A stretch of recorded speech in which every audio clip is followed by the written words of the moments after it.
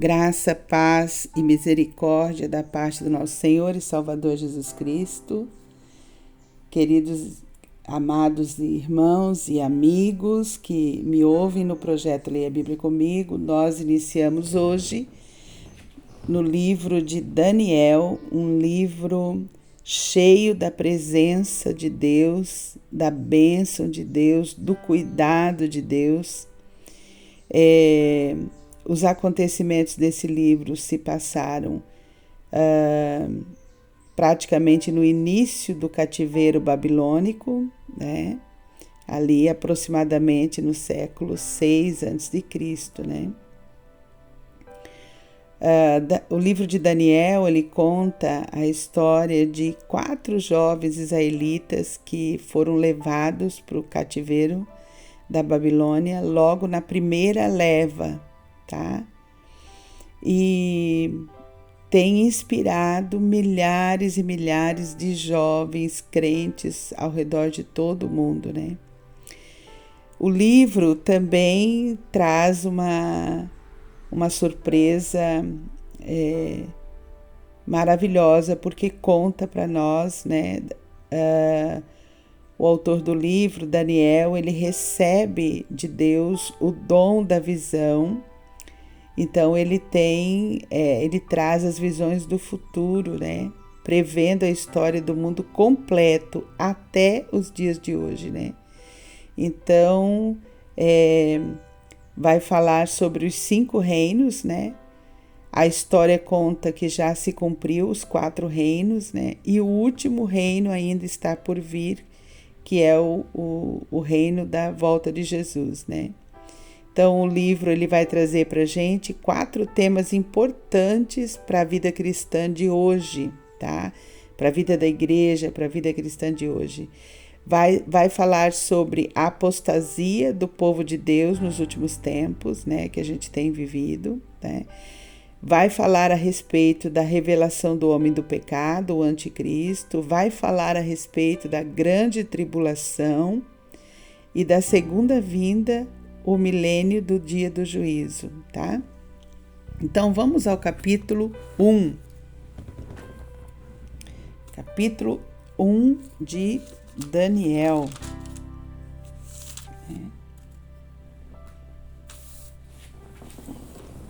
Diz o texto bíblico: no ano 3º do reinado de Jeoaquim, rei de Judá, veio Nabucodonosor, rei da Babilônia, a Jerusalém e a sitiou.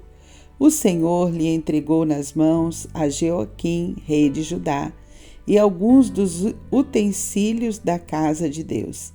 A estes levou-os para a terra de Sinar, para a casa do seu Deus, e os pôs na casa do tesouro do seu Deus, do seu ídolo, né? Disse o rei a Aspenaz, chefe dos eunucos, que trouxesse alguns dos filhos de Israel, tanto da linhagem real como dos nobres, jovens sem nenhum defeito, de boa aparência, instruídos em toda a sabedoria, doutos na ciência, versados no conhecimento e que fossem competentes para assistirem no palácio do rei e lhes ensinasse a cultura e a língua dos caldeus. Determinou-lhes o rei a ração diária das finas iguarias da mesa real e do vinho que ele bebia, e que assim fossem mantidos por 3 anos, ao cabo dos quais assistiriam diante do rei. Entre eles se achavam, dos filhos de Judá, Daniel, Ananias, Misael e Azarias. O chefe dos eunucos lhe pôs outros nomes, a saber, a Daniel, o de Beltesazar, a Ananias, o de Sadraque, a Misael, o de Mesaque, e a Azarias, o de Abidenego. Resolveu Daniel firmemente não contaminar-se com as finas iguarias do rei, nem com o vinho que ele bebia. Então pediu ao chefe dos eunucos que lhe permitisse não contaminar-se. Ora, Deus concedeu a Daniel misericórdia e compreensão da parte do chefe dos eunucos. Disse o chefe dos eunucos a Daniel: tenho medo do meu senhor, o rei, que determinou a vossa comida e a vossa bebida, porque, pois, veria ele o vosso rosto mais abatido do que o dom dos outros jovens da vossa idade? Assim, porfieis em perigo a minha cabeça para com o rei. Então disse Daniel ao cozinheiro-chefe, a quem o chefe dos eunucos havia encarregado de cuidar de Daniel, Ananias, Misael e Azarias: experimenta, peço-te, os teus servos 10 dias, e que se nos deem legumes a comer e água a beber. Então se veja diante de ti a nossa aparência, e a dos jovens que comem das finas iguarias do rei, e segundo vires, age com os teus servos. Ele atendeu e os experimentou 10 dias. No fim dos 10 dias, a sua aparência era melhor. Estavam eles mais robustos do que todos os jovens que comiam das finas iguarias do rei. Com isto, o cozinheiro-chefe tirou deles as finas iguarias e o vinho que deviam beber, e lhes dava legumes.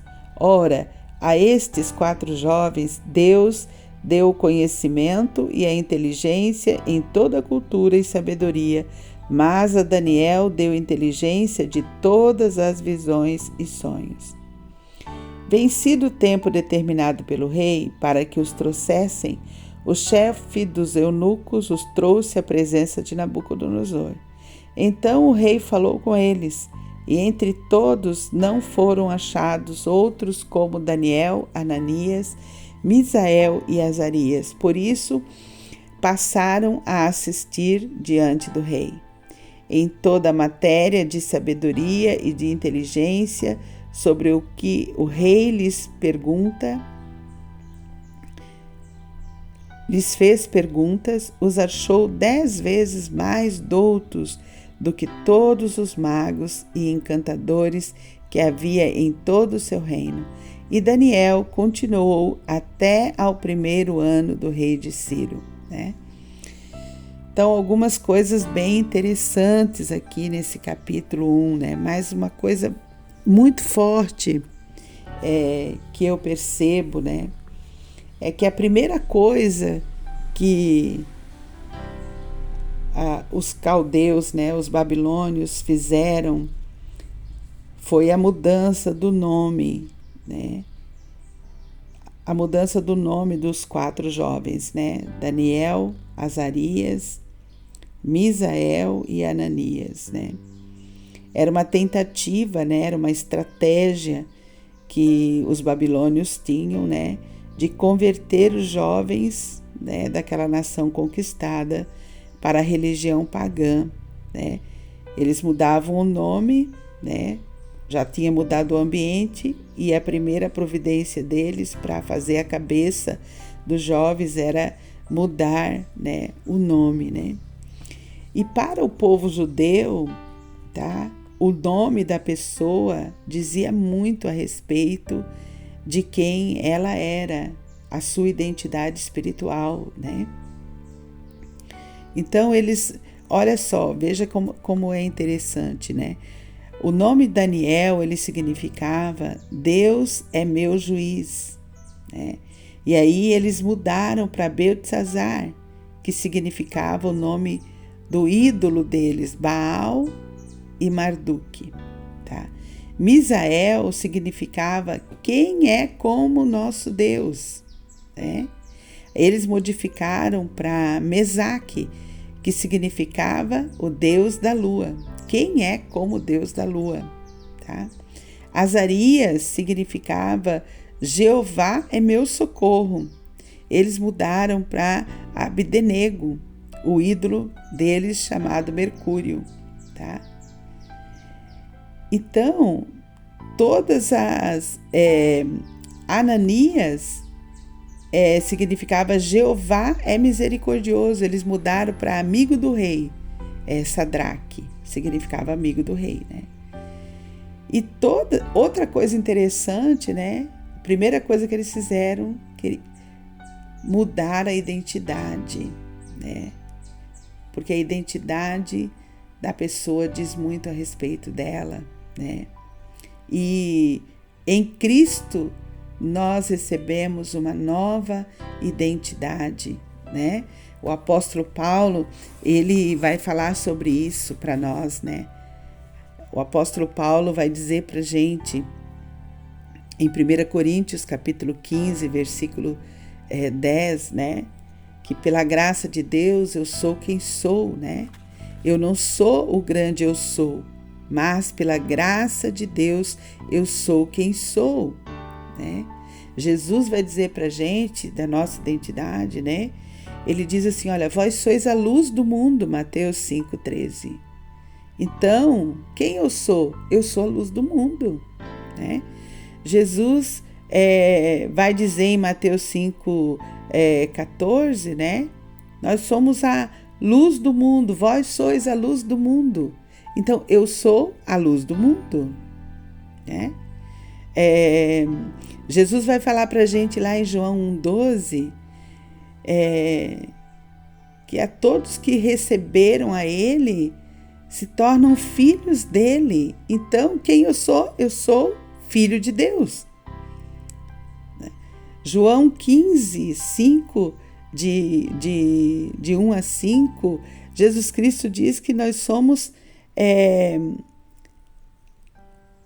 estamos firmados na videira verdadeira. Então, quem eu sou?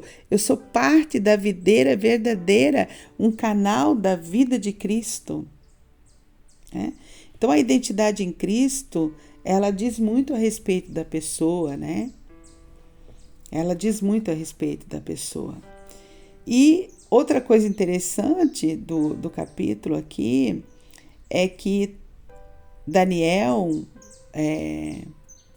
orientado, né, por Deus, percebeu que as comidas que eram oferecidas ali, elas não eram preparadas segundo a lei, né? Não eram preparadas segundo a lei. Aquilo que a palavra de Deus ensinava lá em Levíticos, capítulo 17, versos de 10 a 14. Elas eram comidas, as proteínas, elas eram sacrificadas aos ídolos. Então, a primeira coisa que Daniel faz, ele diz o que? Olha, não vou me contaminar. Versículo 8, resolveu Daniel firmemente não contaminar-se com as finas iguarias do rei, nem com o vinho que ele bebia. Então pediu ao chefe dos eunucos que lhe permitisse não contaminar-se, né? Que coisa linda, né? Essas duas verdades para a gente, para o dia de hoje, né? Para que a gente não se contamine com as coisas desse mundo e para que a gente tenha firme em Cristo a sua identidade. Quem sou eu? O diabo, o inimigo das nossas almas, ele quer nos ferir, ele quer nublar quem nós somos em Cristo com suas mentiras. Ele vem na nossa mente muitas vezes e joga seus dardos inflamados, né? Com palavras, né? Com palavras que dizem, olha, você não vai dar nada na vida, você não vai conseguir nada, você não é ninguém, você é um zero à esquerda. Mas isso são mentiras de Satanás, né? Nós somos sim alguém, nós somos filhos do Deus vivo e verdadeiro. Nós somos... Eu sou um filho de Deus. A Bíblia diz que eu sou um filho de Deus, lá em João 1,12. A Bíblia diz que eu sou luz, eu não sou trevas, eu sou luz, Mateus 5,14. A Bíblia diz que eu sou o sal da terra, eu sou a pessoa que dá sabor para todas as coisas, Mateus 5,13. Eu sou quem sou.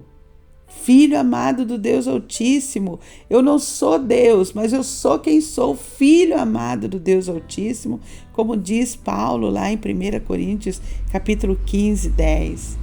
Eu sou amigo de Cristo, João 15, 15.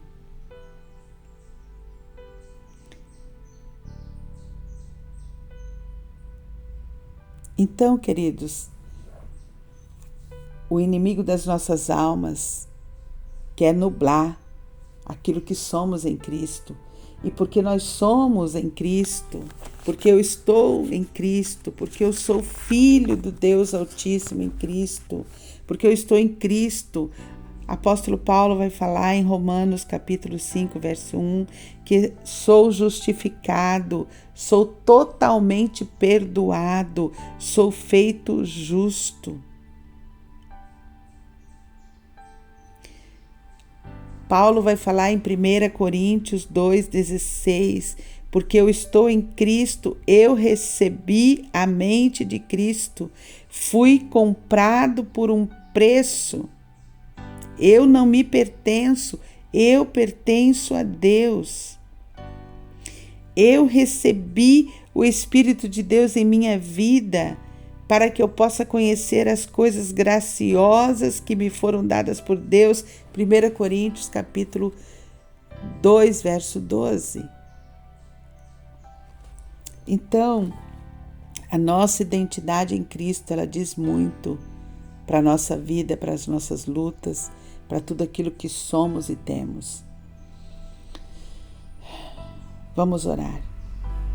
Querido e amado Deus, Pai de amor e de misericórdia, Deus Todo-Poderoso, Criador dos céus e da terra, a Ti eu me prostro nessa manhã.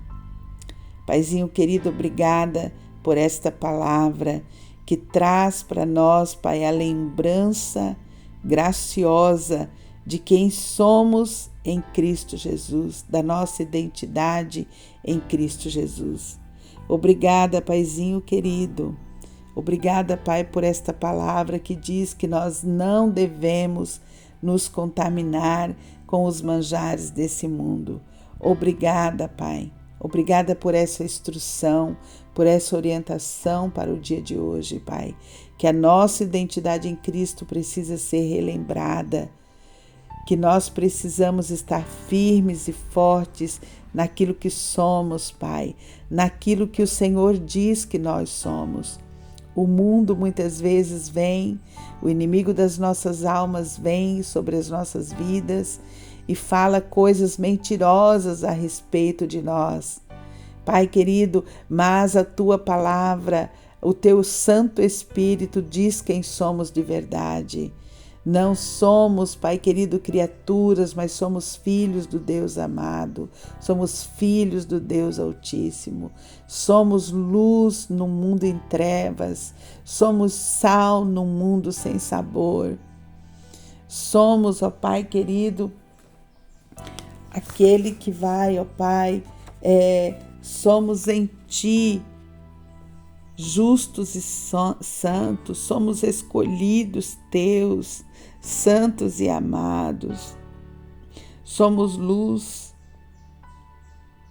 somos participantes do Senhor, da vocação celestial, somos pedras vivas do Deus vivo, somos membros da raça escolhida, do sacerdócio real, da nação santa, do povo que é possessão do próprio Deus.